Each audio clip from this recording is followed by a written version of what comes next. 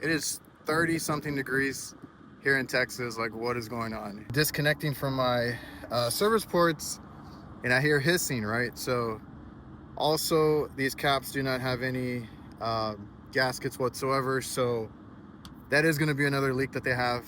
But we got to replace the core basically. So the Schrader core needs to be replaced. I got a new tool. Let's try it out.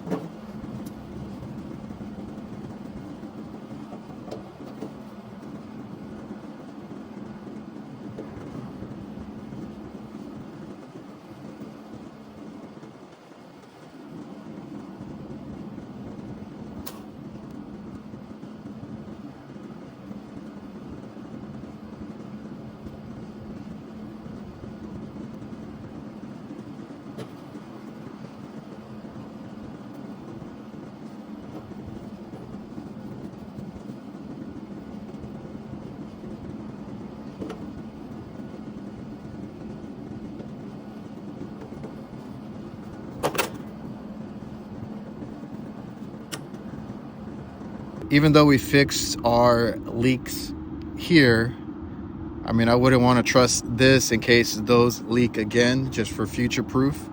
You want to make sure you have a good gasket in your caps and just kind of, you know, cover yourself. You don't have to deal with a callback or anything like that. And if you're wondering, I actually purchased that. So I got it. I couldn't find it here. I had to get it online, so I did have to order it. If you guys are interested, I'll leave that in the tool link. You guys can go check it out for yourself as well. It wasn't super expensive either.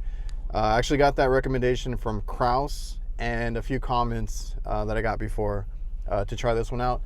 I personally, for the stuff that I work on, I actually prefer the little knob, the little turn knob, instead of the bigger lever style of the core removal tools, just because the lever gets in the way a lot. And I do test them a lot, so like even the huge big field piece 2-valve core removal tool does fit in a lot of the equipment I work on because the knobs are so small. So like that's more important to me versus like the body size itself. And I like the end that you can actually have some extra Schrader cores in the thing, so you grab it, and if you're gonna go to replace one, you can store them in there. If you feel it getting stuck, just loosen up the whole tool itself from the port, just to back it up a little bit and make sure the O-ring isn't catching on the Schrader. And once I did that, it came out really quick.